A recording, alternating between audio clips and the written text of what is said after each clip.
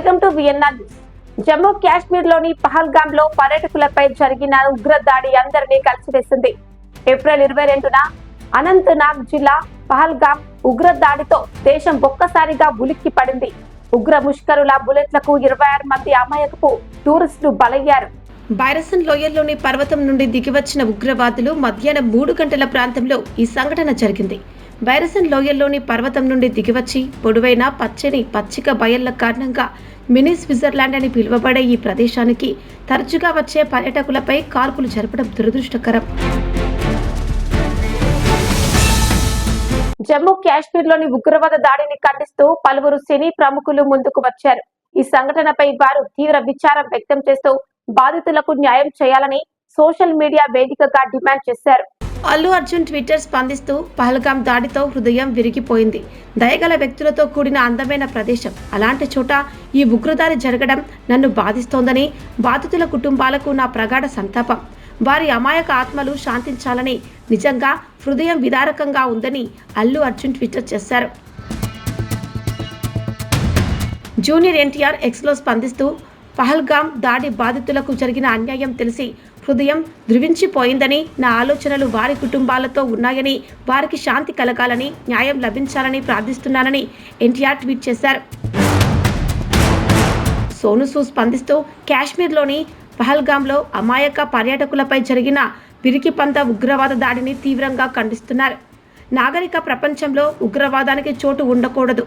ఈ దుర్మార్గపు చర్య ఆమోదయోగ్యం కాదని, గాయపడిన వారు త్వరగా కోలుకోవాలని ప్రార్థిస్తున్నానని ఓం సాయిరామ్ అని సోను సూద్ వ్యక్తం చేశారు.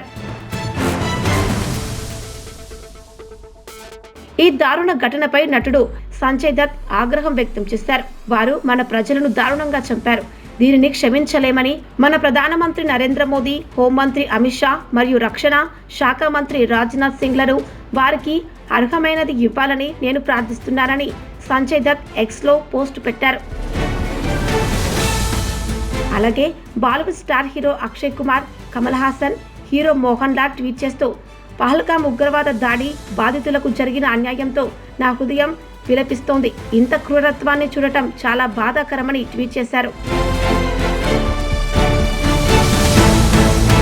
జమ్మూ కాశ్మీర్లోని ఉగ్రవాద దాడిని ఖండిస్తూ మంత్రి Konda Surekha, AP CM Chandrababu Naidu, AP మంత్రి నారా లోకేష్, కాంగ్రెస్ పార్టీ అధినేత రాహుల్ గాంధీ, ఎంపీ ప్రియాంక గాంధీ ఉగ్రవాద దాడిని అత్యంత దారుణమని తీవ్రంగా ఖండిస్తూ ఎక్స్ వేదికగా ట్వీట్ చేశారు. జమ్మూ కాశ్మీర్లోని పహల్గామ్లో జరిగిన ఈ దారుణ ఘటన హృదయ విదారకంగా ఉందని, తమ ప్రియమైన వారిని అకస్మాత్తుగా కోల్పోయిన కుటుంబాలు అనుభవించిన బాధ, వేదనను మాటల్లో చెప్పలేమని మంత్రి కొండా సురేఖ ట్వీట్ చేశారు.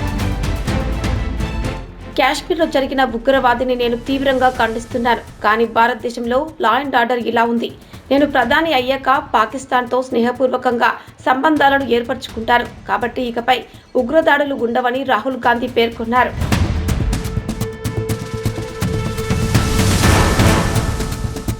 జమ్మూ కాశ్మీర్లోని పహల్గామ్లో పర్యాటకులపై జరిగిన పిరికిపంత ఉగ్రవాద దాడి అత్యంత ఖండించదగినదని మరియు సిగ్గుచేటు చర్య.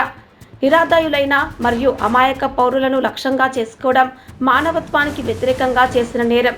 ఇది పూర్తిగా ఆమోదయోగ్యం కాదు. ఉగ్రవాదానికి వ్యతిరేకంగా దేశం మొత్తం ఐక్యంగా ఉంది మరియు దానిని తీవ్రంగా ఖండిస్తోందని ప్రియాంక గాంధీ ట్వీట్ చేశారు.